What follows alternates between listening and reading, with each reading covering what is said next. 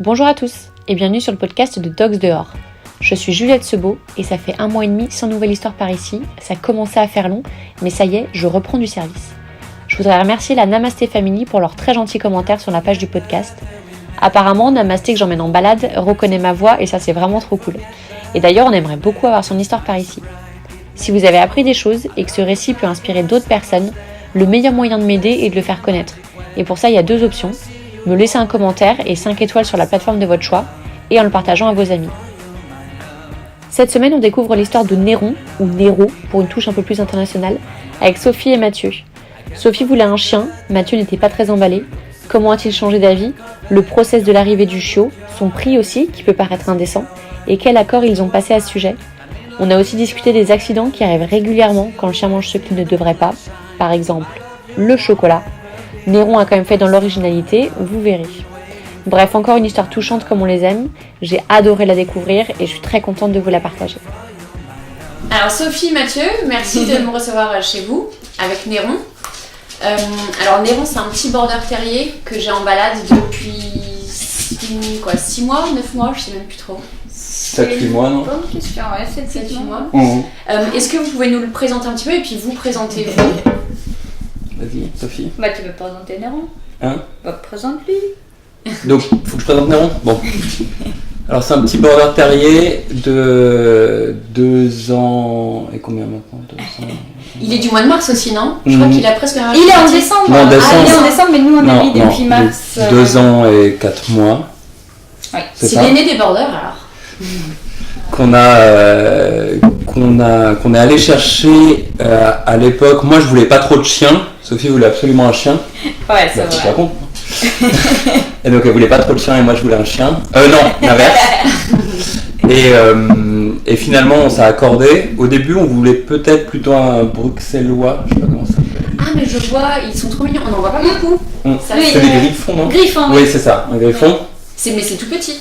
Et oui, non, en fait, c'était parce que je me suis trompée. Je voyais souvent le chien un peu comme ça. Et en fait, en cherchant, j'ai cherché parce que j'ai vu les dernières fois le border terrier sur une série. J'adore les séries anglaises, des séries criminelles anglaises. Et de BBC, il y avait une. Et en fait, quand je vais regarder, les gens ils ont dit que c'est un griffon. Ok. Et souvent, ça arrive effectivement que les gens ils disent ah, c'est un griffon, voilà. Et donc, moi je voulais absolument un chien qui est un peu atypique, qui est pas trop dans Paris. J'avais Un des peu amis. rustique. Oui, un peu rustique, Ouais. oui, c'est ça. Qui est un peu comme nous, qui est un peu drôle, mais qui. Pas trop rustique non plus. Bon, oui, mais on n'est pas, tu vois, on n'est pas typique, donc. Donc quelqu'un qui s'adapte un peu aussi à nous. Et donc moi j'étais vraiment comme Mathieu l'a dit, forcée, ouais, chien. Ouais. Et donc finalement j'ai cédé. Et Non, c'était pas comme ça. Oui, attends, je vais raconter l'histoire. Donc finalement j'ai quand même cédé en disant ok très bien, mais parce qu'un border terrier finalement on avait choisi pour un border terrier, vu que c'était un chien un peu rustique, un peu voilà, comme Sophie l'a expliqué. Mais le problème c'était que aussi un border terrier ça coûte de l'argent à acheter. Bah non mais c'est un chien qui coûte un peu plus cher qu'un chien normal, c'est pas un labrador ou... Vous l'avez payé combien, Néron? 1200 1200. Ouais, 1000 ou 1200. Ouais, 1200. Et donc j'avais dit oui, on peut prendre un chien, mais par contre il faut que ça vienne de toi, et si tu fais un bon shooting par exemple. Donc c'est Sophie qui devait payer Néron. Exactement. Ouais, parce qu'il m'a dit ça. Alors, après c'est elle qui est sur les papiers, etc. C'est pas... Mais, et donc finalement elle a eu son shooting, et donc on est allé... Beaucoup plus vite que tu t'es imaginé. Oui, c'est vrai, beaucoup plus vite que je m'imaginais. Des données. Oui. Et comme quoi, tu vois, des fois, pour des causes, c'est facile de trouver de l'argent. Il suffit d'avoir une bonne carotte Ouais. Oui, c'est ça. travailler. Et finalement, après, on a fait le tour des élevages pour voir qu'est-ce qui était le mieux et qu'est-ce qui était surtout à côté de Paris, sachant qu'on n'a pas de voiture ici, etc. Donc, pour pouvoir le ramener, aller le chercher. Et on avait trouvé cet élevage qui s'appelle les Petites Mouches, c'est ça? À Provins, à côté de Provins, juste à côté de Provins. Donc, on y est allé une première fois. Quand il était juste né, il avait combien de mois? Il avait même quelques semaines, non? Oui. Peut-être un mois. Ouais, peut-être. Donc 1 mois et demi pour le voir. Et ce qui était intéressant, c'est qu'on avait regardé dans tous les élevages et finalement, il en restait qu'un petit border terrier comme ça dans cet élevage. Donc on y est allé en RER. Beau voyage. Puis puis on a pris le petit bus. Ah non, l'éleveuse est venue nous chercher. Et après, on allait chez l'éleveuse et donc on avait vu le petit Néron quand il était tout petit. Donc tous ses frères et sœurs étaient réservés. Oui, tous ses frères et sœurs étaient réservés. Elle avait beaucoup de portées qui étaient réservées parce qu'il y a beaucoup de, vu qu'elle est à Provins, il y a beaucoup de Parisiens qui vont chercher là-bas et que c'était maintenant devenu, depuis, bon nous on n'était pas trop au courant parce que je m'intéressais pas particulièrement aux chiens, mais que c'était un chien qui était devenu un peu à la mode en fait, même à Paris, etc. Mais c'est incroyable, j'en croise partout. Ouais, il y a un Chanel aussi, Oui, qui vient de la même... Oui, exactement, il y a une de... Chez les photographes connus, elle nous avait dit, on a dit non, je savais pas, c'était pas la raison. Oui, vous en croisiez pas tellement dans Paris. Non. Mais là, si, là, ça fait un bon moment, je dirais les derniers 6 mois, on a pas mal croisé ici, dans le quartier, Peut-être qu'avant on faisait pas attention peut-être. C'est comme quand tu fais pas attention au trottoir avant que t'aies un chien parce que tu regardes. Ah oui. Ouais, c'est un peu la même chose je pense. Et oui, et donc d'ailleurs c'est quoi, c'est un de ses frères que c'est Chanel, c'est ça? Ouais, bref. Et donc voilà, et on s'est finalement décidé à le prendre parce que ce qui était bien avec cet élevage là, c'est que quand même elle veut faire toujours un rendez-vous avant, il n'y a pas d'acompte à donner, quoi que ce soit, etc. Il faut juste donner des renseignements. Arrête de rigoler. Non, parce que moi j'étais tellement stressée, tu te rappelles pas? Non, moi j'étais super stressée parce que... Ah non, je me rappelle pas. Moi, au temps allemand, je voulais réserver un chien. Pour moi, c'était un truc, j'ai appelé, je dis bon, bah, il est réservé. Il m'a dit, bah non, c'est pas possible. Je dis, mais comment ça? Avant de l'avoir vu, tu veux dire? Oui. Ok. Et en fait, on s'avait pas compris parce que moi, j'avais compris par réservé qu'elle donne pas à quelqu'un d'autre, quand on vient. Mais en fait, elle avait entendu par ça, il y a souvent de gens en fait, qui réservent effectivement, qui donnent un prépaiement. Mais elle avait dit que c'est pas possible parce qu'elle est obligée de voir les gens. Parce qu'elle peut te refuser, elle a dit qu'elle refuse et ça arrive des fois qu'elle refuse à des gens en fait. De vendre le chien parce qu'elle dit que c'est pas adapté à leur situation oui, si les gens sont pas forcément le style de vie qui va avec un chien aussi. Mais c'est super qu'il y ait pas ça, j'en entends beaucoup d'éleveurs qui font bien attention à qui ils vendent leurs animaux. Oui. C'est très bien. Et donc finalement elle a eu confiance en nous, donc on a dit après qu'on reviendrait donc quand il aurait ces 3 mois pour venir les chercher.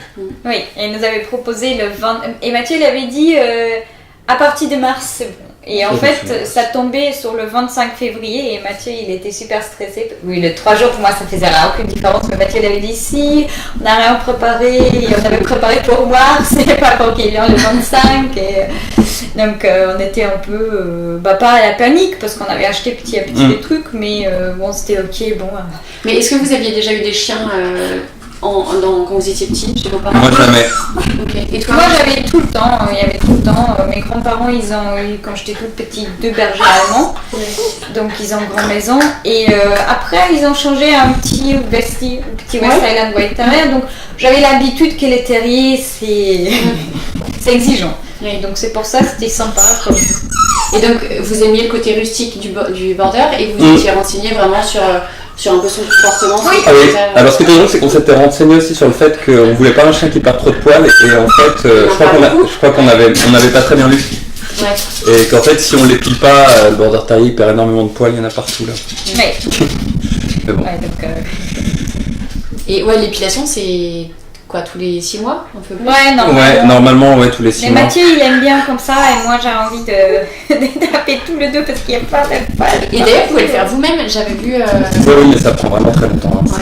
On avait fait mais... Ça fait mal aux mains.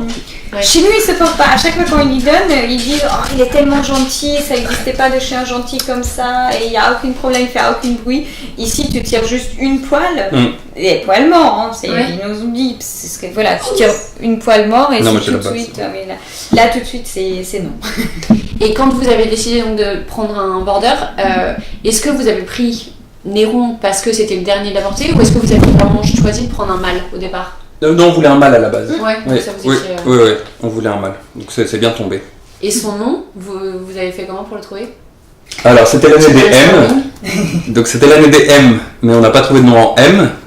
Et Sophie voulait lui donner un nom un peu clinquant, comme ça. Ouais, moi j'aimais bien le vieux nom et qui signifie quelque chose. Donc voilà. On a pensé à César ou après, Néron c'était un peu drôle parce qu'on s'attendait à ça qu'il va être un peu foufou, vu que dans l'histoire... Pour l'instant il a rien brûlé ici, mais... Ouais. Et ben justement, est-ce que quand il était petit, il vous a fait des bêtises ici? Si encore dans les anciens appartements, non. Non. Il il a juste mangé une tabouret de bois. Ouais, mais il a jamais fait de grosses bêtises ou... Ah si, il a mangé du chocolat. Oh là là. Mes parents. Non, le pire, c'est qu'il a mangé la dernière fois le huile. Ah oui, mais là, il était pas... C'est pas parce qu'il était petit. L'huile, c'est ça? Oui, de l'huile pour les frites. Ah, de l'huile. Oui, ça nous a Parce que ça, c'est un peu le problème du border terrier, c'est qu'il mange à peu près tout ce qu'il pense qu'il peut manger et qu'il soit sur son chemin, en fait. C'est un petit peu... Mais alors, attends, parce que le chocolat, vous avez dû l'emmener chez le veto derrière, il en avait beaucoup mangé. Bah alors, finalement, non. Mais il avait mangé... Qu'est-ce qu'il avait mangé déjà? Mais c'est pas du chocolat... C'était à Pâques, je me rappelle, oui, c'était vraiment le premier grand conflit avec ta mère, ou non, on n'avait jamais en fait, mais là c'était vraiment, c'était une grosse, parce que Mathieu il a laissé le Kinder chocolat sur le lit, on était chez mes parents, et on s'est rendu compte à minuit en fait qu'il avait dû manger, et on était un peu en panique, à Blois, c'était Pâques, c'est minuit et tout, donc la mère de Mathieu elle a dit non, c'est comme une enfant, ça mange tout, et donc là on a un peu, ce que je dis c'est pas un enfant, ça mange pas tout effectivement, et donc elle s'est rendue pas compte, et donc moi j'étais un peu stressée, moi je suis vraiment ok, on appelle quelqu'un qui se connaît parce qu'on va pas chercher en internet, on va pas se dire oui peut-être ça va ça ou ça va ça, donc on a appelé la éleveuse qui nous avait dit il faut devoir à minuit. Oui. Et oui, elle est super sympa, elle nous avait dit depuis toujours, je crois les premières années on l'y appelait une fois toutes les 2 semaines, parce qu'il y avait plein de trucs. C'est génial qu'elle soit accessible comme ça. Oui, elle nous avait dit parce que voilà, dès qu'on avait des petites questions, on pouvait toujours lui appeler pour demander. Et elle est très drôle, elle est aussi très rustique, mais elle est très drôle. Donc, Et cette histoire d'huile, tu dis ça vous a coûté très cher parce que ça a été. Qu'est-ce qui s'est passé? Bah en fait c'est un peu avec la même chose que le chocolat, sauf que là, finalement le chocolat il s'est rien passé, il a dormi, il était juste excité parce qu'il y a beaucoup plus de sucre que de chocolat dans les chocolats Kinder. C'est le chocolat blanc, c'était pas... plus de lait, sucre. Ouais, c'était pas si grave que ça. Mais après pour l'huile, donc il avait bu toute l'huile d'une poêle pour les frites, les frites. Et qu'est-ce qui s'était passé? Il avait vomi partout. Il avait vomi. Les parents de Mathieu ils ont beaucoup de tapis dans la maison, donc je peux t'imaginer. Donc ça a coûté cher en Ouais, non, mais après on est revenu à Paris. Et là il a mangé un truc dehors, mais qui était certainement un truc qui normalement s'il avait pas pas mangé d'huile etc. et vomi, ça l'aurait pas agressé, mais là ça l'avait vraiment beaucoup agressé son œsophage et son estomac. Et en fait, il vomissait toutes les 10 minutes après le soir. La nuit avant mon anniversaire. Ah oui, la nuit de ton anniversaire, oui.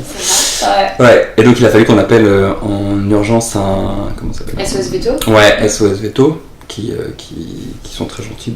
On a une avec notre veto là, ils sont sympas. Et voilà, c'est un petit peu cher quand même, mais et donc en fait il avait juste eu c'était quoi, une gastrite, non, un truc comme ça. Oui. Ouais, une gastrite, donc c'était pas bon. Maintenant on sait ce qu'il faut faire, faut lui donner des anti-inflammatoires, quelque chose pour son estomac, etc. Oui, mais c'était pas comme ça. On avait toute la nuit. Ah oui, c'est vrai, il tremblait, tout. Oui, il tremblait tout le matin. Oui, c'est vrai. Ah oui, c'est vrai.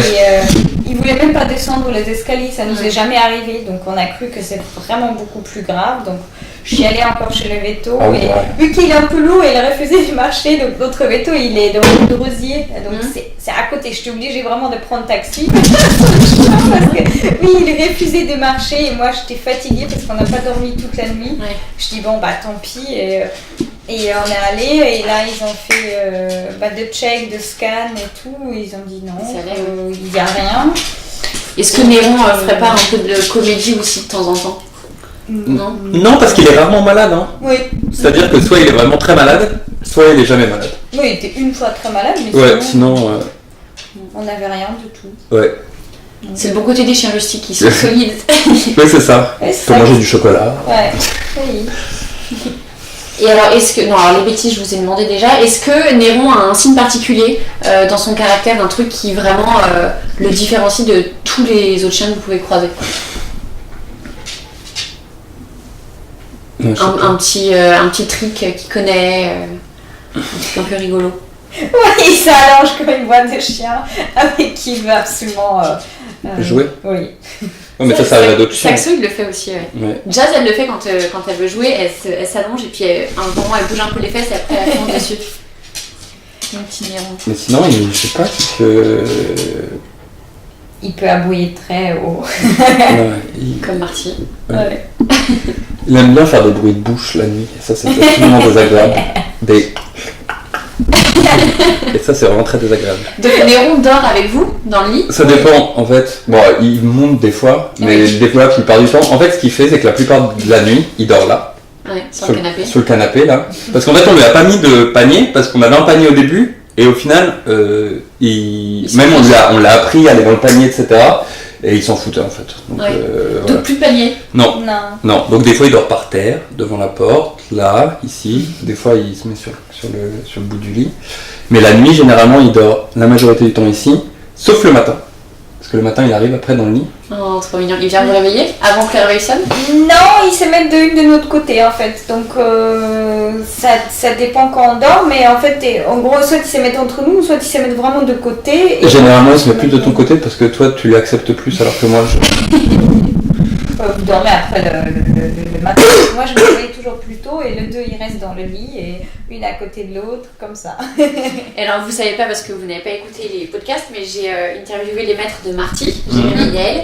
Et figurez-vous que Marty ne veut pas trop faire de câlins et que quand ils l'ont eu, ils mettaient même le panier de Marty sur le lit pour que Marty vienne leur faire la Ah oui. Et il voulait pas. Il voulait pas rester. Ah non, lui c'est un peu l'inversant. Des fois c'est un C'est peu. un petit peu de colle. Ouais, des fois c'est un petit peu chiant. Il faut lui mettre des règles quand même, hein, parce que sinon après il est tout le temps. Non, tu peux pas dire ça parce que tu mets jamais de règles. Mais il faut mettre des règles de temps en temps parce que sinon il est un peu. S'il est un peu pot de colle, il suit, etc. Tu vois. Donc il faut lui dire. Tu dis il est un peu pot de colle et à ce moment même il vient s'asseoir sur mes genoux. Et pour l'éducation justement, est-ce que vous vous étiez mis d'accord un petit peu avant qu'il arrive ou ça s'est fait naturellement? Qui a pris le guide? Ah alors Sophie est très laxiste. Sophie a une éducation très laxiste avec les chiens et surtout avec Nero. Donc c'est surtout moi qui lui ai appris un peu des règles quand même au début. Toi tu lui as appris plus les trucs cool, genre le high five, tout ça, donne la patte. Ouais, j'ai vu tout à l'heure, il le fait bien.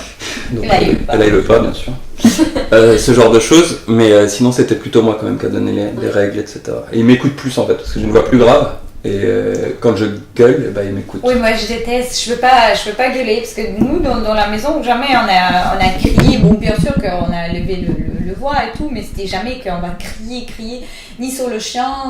Un peu chez nous depuis toujours le chien c'est un peu pas comme un enfant, il doit exister, il a sa vie et forcément, on ne batte pas, on fait pas mal. Voilà, mais on le bat pas. On stoppe le podcast. On ne bat pas Nero. Non, mais je veux dire que même pour lever le voix, oui, c'est, je sais pas, après. Oui, mais un enfant, tu lèves bien la voix sur un enfant. Tout de suite, je suis désolée, je lui caresse. Donc ça servait à rien.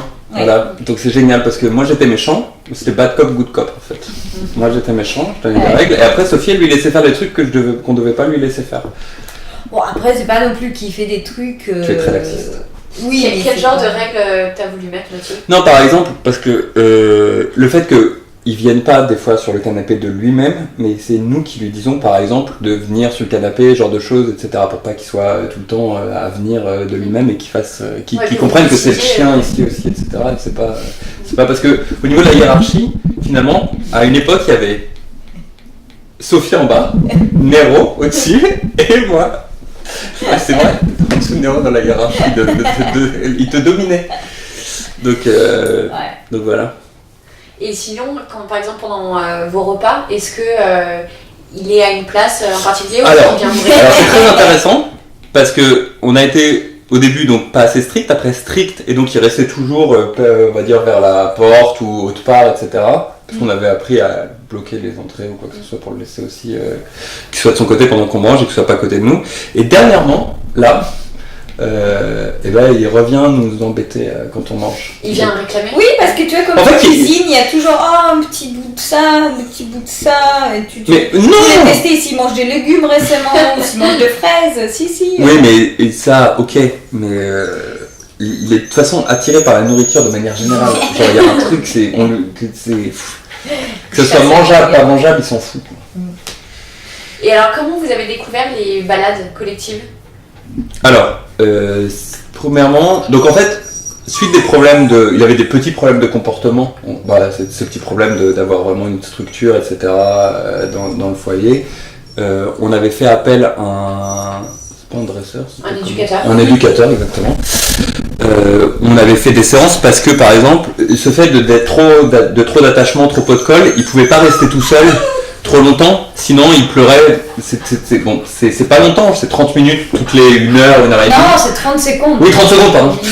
30 secondes. Non, 30 minutes, 30 secondes tous les heures. Ouais, ou toutes les heures et demie.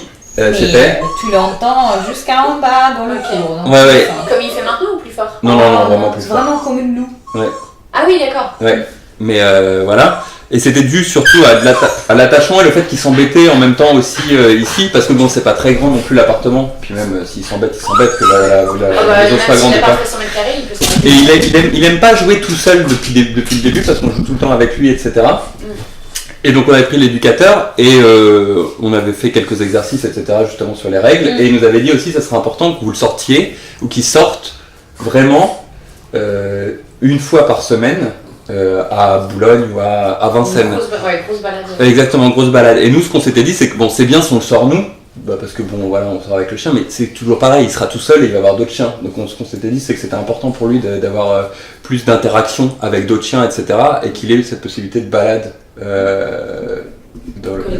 collective toutes les semaines, où il puisse aussi avoir des liens sociaux et que ça le fatigue un peu pour le reste du temps. Oui, mais en début, on n'avait même pas pensé, tu sais, parce que comme tu discutes avec les gens, ça nous arrive jusqu'à aujourd'hui quand on discute avec les gens, il m'a dit, mais tu travailles en freelance, t'as le temps de sortir ton chien, pourquoi il y a quelqu'un qui sort ton chien? Et souvent, il y a des copines, des voisins et tout le monde qui nous dit, ah oui, mais comment ça, vous le sortez pas tout le temps? Comment ça il sort? Il y a quelqu'un qui le sort pour vous, vous habitez ici. Après, t'as pas forcément envie d'aller tous les jours l'emmener au bois, tu vois. Ouais. Mais après, ça change vraiment. Et nous, on avait croisé Pollock, c'est ça? Oui. Dalmatien, ouais. Oui. Et ils ont joué et on a vu que le maître de Pollock, il n'arrivait pas de les maîtriser parce qu'il était. Je lui ai demandé en rigolant et je lui ai dit comment vous faites en fait à la maison vu qu'il bouge partout. Donc je lui ai dit comment vous le faites pour le calmer. Et il a dit qu'il fait le balade. Et il nous dit c'est sur Instagram, regardez, il nous donnait tout de suite les Instagram. Donc on a regardé, on s'est dit mais c'est super sympa. Genre le chien plus le fait que tu vois les vidéos. Donc maintenant j'ai même des amis qui vivent à l'étranger qui me disent je regarde Néron s'il est là. Des fois il m'envoie un WhatsApp, j'ai vu Néron. Mais tu sais que c'est hyper drôle parce qu'à chaque fois que j'ai un nouveau chien, et donc il y a évidemment les maîtres du chien qui regardent sur Instagram et je vois toujours des abonnés en plus qui sont de la famille du chien. Donc je me marre. Moi j'ai pas Instagram, donc c'est pas mes... Oui, bon, toi. Oui, donc ça, de voir les balades de Néron, ça vous a vachement... Oui, ouais, et puis en plus, surtout qu'ici, pour être honnête, même tu peux faire une balade même tous les jours pendant 1h30, le problème c'est que à Paris, pour lâcher un chien sans laisse, c'est un petit peu... Ouais, non, c'est un peu dangereux. Ouais, et surtout un jeune chien en plus comme ça, les border terriers sont un petit peu vifs quand même. Donc voilà, et les chiens qui sortent la plupart du temps aussi, il y a beaucoup de chiens de personnes âgées qui peuvent parfois être un peu agressifs. Ouais. Ils sont pas très agréables. Donc même au niveau socialisation, même s'il joue des fois avec quelques chiens, il est toujours en laisse, etc. Alors que là, c'est important qu'il soit en liberté, qu'il fasse ce qu'il veut et qu'il s'amuse avec ses potes. Et depuis qu'il vient en balade, tu me disais que vous aviez remarqué qu'il était un petit peu plus détendu à la maison. Ouais, et là c'était bien parce qu'il n'y est pas allé pendant 2 semaines et donc il était horrible. Oui. Aïe. Non mais elle revient encore. Parce que j'étais en vacances pendant 2 semaines. Et donc c'est pas grave, hein, les gens ont le droit de prendre des vacances, c'est pas le problème, mais là il était vraiment pas très sympathique. On a compté un peu le jour. Et même alors qu'il faisait plus de bruit justement, qu'il pleurait plus, etc. Là on était sortis, je sais pas, au cinéma, etc. On l'avait laissé. On est spécialement juste allé à côté dans le cinéma, on s'est dit on va pas voyager super loin, donc on va juste à côté à Bastille. Et oui, on était partis 2 heures, il a pleuré 5 fois. Et ça nous est jamais arrivé. Et les voisins viennent se plaindre? Non, les voisins sont beaucoup. Non, les voisins super cool. On le connaît et tout le monde. On avait dit à tout le monde s'il y a quelque chose. Mais en fait, après, c'est pas long après de toute façon, tu vois. Parce que généralement, quand on le laissait avant qu'il y avait les problèmes, on pouvait le laisser genre 4 heures. Il faisait 3 fois. Et c'est 30 secondes. Donc, mais vous laissez un babyphone ou comment vous savez qu'il fait 3 fois? Non, avec on enregistre en fait sur l'ordinateur. Ouais. Ah, c'est drôle. Ouais. Oui, c'est un peu... Non, oui, parce qu'on était nouveau en plus dans l'immeuble, donc pour être sûr qu'il n'y ait pas trop de problèmes, etc. Après, on a expliqué que voilà. Non, mais en fait, il faut savoir que le voisin en dessous, en fait, il y a un très grand appartement qu'ils ne rentrent pas par là, ils rentrent par l'autre côté. Donc en fait, ils sont jamais sur le côté de l'appartement. Et après, le voisin en face, il voyage beaucoup. Il me dit deux fois, bon, il a entendu, mais il a dit qu'il s'inquiétait plutôt pour Daron que pour lui. Il a dit si ça va, s'il va bien, je dis oui. Et sinon, la voisine en haut, elle a aussi un enfant, donc elle a dit bon, écoute, j'ai un fils, donc il n'y a pas de souci, je peux rien dire, même si on n'entend jamais. Donc en fait, c'est bien sonorisé. Par exemple, si quelqu'un fait une fête, même les voisins en face, s'ils font la fête, bah, dans l'appartement, en fait, on n'entend pas. Tu n'entends vraiment rien. Donc, quand on est dans l'appartement, on n'entend pas. Ouais. Donc Néron est détendu quand il vient à Vincennes. Exactement. Et il pleure plus quand vous partez s'il est Non. venu en balade. Non. Non. Après, il est tranquille vraiment pour la semaine. Hein. C'est fou quand même parce que tu vois, il pourrait être en demande encore plus. De dire une fois par semaine, ça aurait pu ne pas lui suffire et finalement il est très bien comme ça. Effectivement, oui, parce que par exemple, si des fois il fait pas très beau ou honnêtement, des fois j'ai pas très envie de lui sortir super longtemps le matin, je fais vraiment un petit tour de 25-30 minutes, bah je vais aller payer. Si je m'assois sur l'ordinateur, après il va venir dans tous les sens, c'est nénéné, je veux jouer. Mais par contre, si vraiment je le sors bien une heure ou un truc comme ça, il s'allonge, je peux travailler tranquillement depuis la maison et après il vient et après il réclame, il sait quand je finis, il peut réclamer, il n'y a pas de souci. Mais si je ne le sors pas assez, le matin, il va réclamer même pendant que je travaille. Et donc tu le sors 1 heure tous les matins ? Ouais, ça dépend, c'est vraiment entre 30 minutes et 1 heure, ouais, ça dépend. Et le reste de la journée, comment tu t'organises ? Voilà, il sort 2 fois par jour. En fait, on avait bien appris le matin, on l'embalade et toujours le soir, on balade. On fonctionne, si on a la possibilité, on le fait tous les deux. Le matin, c'est presque toujours moi, et parce que je suis plus flexible. Par exemple, on peut le sortir à 12h30 même, ou à 13h, et il attend. Et il attend et il dit rien. Ouais. Oui, il dort et il attend. Et alors quand vous partez en week-end, j'imagine que vous l'emmenez avec vous ? Oui, et on a habitué depuis tout petit à prendre le train. Ouais. C'était la première règle quand on s'avait dit, il y a beaucoup de gens qui disent non, vous devez laisser le chien. Moi je dis depuis toujours non, il est part de la famille, il part avec nous. Donc le voyage, effectivement, quand on planifie des voyages de l'été, ben, ça se tourne autour de chien parce qu'il faut chercher un hôtel qui accepte le chien, qui nous plaît et tout. Donc oui, c'est toujours comme ça. Et quand on part à Trouville, depuis on avait commencé déjà avant qu'il était avec nous. On avait découvert un hôtel où on part toujours quand on part en week-end et avec les temps ils nous connaissent, ils connaissent Néron, donc on juste réserve, ils savent toujours qu'il est lui avec nous. Et vous êtes parti où le plus loin avec lui ? À Portugal. Au Portugal. Ah, génial. Oui, non, ça doit être le Portugal. Oui. Mais ça vous l'avez fait en avion ? En avion à l'aller et en train en retour, en train de nuit. Ok. Et dans l'avion, il a voyagé en cabine avec vous ? Ouais, oui, bon, il était un peu chiant. Hein. C'était la première fois en avion. C'était pas très agréable. C'était très tôt le matin. Il a déjà fait caca dans l'aéroport. Ah mince. Ça, c'était pas très sympathique. Ouais, mais il aime pas la boîte. Et après, il aime pas être enfermé dans une boîte. Alors, Et là, ils ont dit qu'il faut absolument qu'il reste dans la boîte. Mais oui, mais alors moi je comprends pas parce que j'avais déjà vu sur internet des gens qui voyageaient avec leur chien. Que le chien a son siège à côté. Après, je pense que je sais pas si ça dépend pas des compagnies, du vol. Là, c'était un vol Transavia, hein. Ouais. Je crois, ouais. J'ai voyagé avec Omi sur Transavia aussi et pareil, il fallait absolument qu'elle soit dans sa. Bon, après, on avait ouvert la boîte parce que c'est une boîte flexible. Oui, mais la stewardess, elle est venue quand même en disant oui, il faut qu'il rentre, mais il y avait personne à côté de nous, même du monde. Donc, ils ont peur qu'il s'échappe peut-être. Lui, il va chercher des câlins. C'est la seule chose qu'il va faire. Ou chercher à manger. Mais c'est vrai que l'avion, c'est pas forcément le plus agréable. C'est pour ça qu'on préfère prendre le train quand on peut prendre le train. Bon, après, quand tu vas au Portugal, t'es content quand même d'y aller plus vite. Après, c'était assez agréable en train parce qu'on avait pris le train de nuit de Lisbonne au Pays Basque en France. Et il était très bien dans le train de nuit, il a dormi, etc.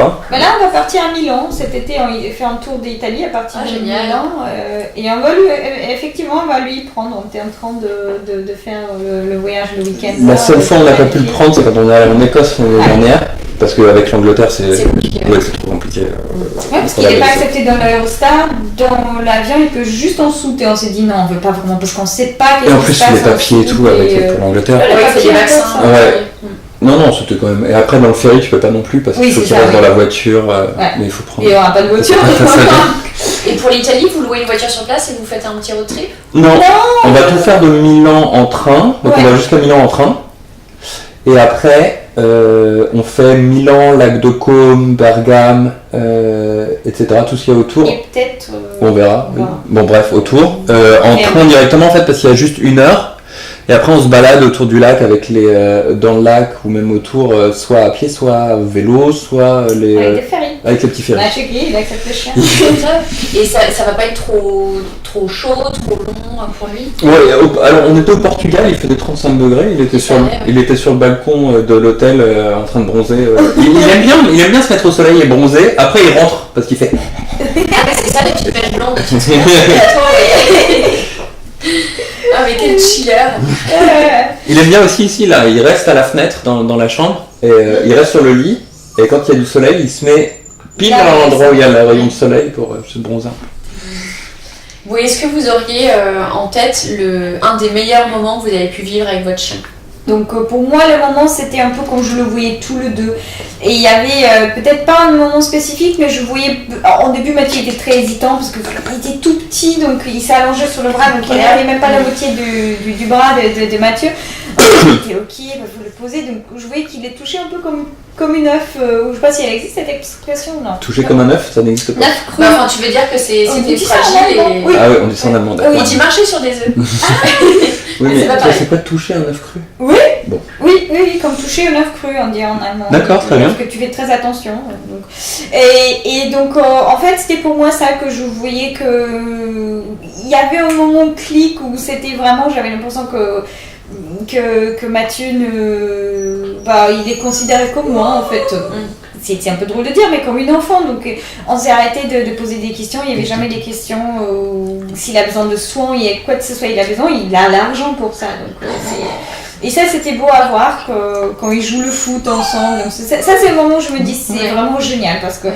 Et le matin, c'est vraiment super quand il vient dans le lit et il s'allonge à côté de nous, il nous déstresse. Oui, dans le moment du stress, je dirais aussi c'est très agréable parce que des fois on peut avoir une mauvaise journée et je suis contente de rentrer parce qu'il y a les deux qui sont à la maison ou une de deux qui est à la maison et donc ça fait du bien après de rentrer parce qu'on sait il y a quelqu'un qui est toujours content de nous voir. Trop bien, merci pour ce partage. Et alors pour terminer ce podcast, c'est une petite tradition. Si vous le souhaitez, c'est de me poser une question. Nero a une question. Ah, Nero? je t'écoute. Parle plus. Je t'avoue, parle plus. Ah oui, peut-être, en fait, parce que travailler avec des chiens, c'est pas forcément évident. Comment tu as choisi? Tu as eu des chiens depuis toujours, par exemple J'ai jamais eu de chien ou de chat quand j'étais petite et ça a été un gros manque. Et quand je suis partie de chez mes parents à 18 ans, la première chose que j'ai faite, ça faisait une semaine que j'avais mon appartement, je suis allée chercher un chat sur le marché et un petit chat qui était à donner. Et donc ça fait 12 ans que j'ai mon chat et un chien, j'en rêvais depuis toujours. J'étais ultra gaga dès que j'en voyais un. Et quand j'ai eu mon chien à Paris, après ça a été assez naturel de trouver ce travail parce que finalement je voulais pas laisser mon chien tout seul quand j'allais travailler. Donc je suis arrivée un peu par hasard dans le dog walking, mais ça a été une évidence en fait. Ah, ça Et donc ça fait 5 ans que je fais ça. Ah oui. Et j'adore en fait, je ne m'en lasse pas. Donc voilà, c'était une ça évidence. Et merci à tous les deux. Eh ben de rien. Merci. Vous voulez rajouter un petit truc ou on est bon? Non, je pense qu'on est bon. T'as tellement parlé. Bon, et Néron, ça vient se calme et puis... On se lèche. Merci à tous les deux. Bye Merci. C'est la fin de ce nouvel épisode. Merci à tous de l'avoir suivi. J'espère qu'il vous a plu. Si vous avez envie de me raconter votre histoire avec votre chien, vous pouvez m'écrire à juliette@sebaux, sebaux.com ou simplement pour me faire un feedback. Je serai super contente de vous lire. À bientôt.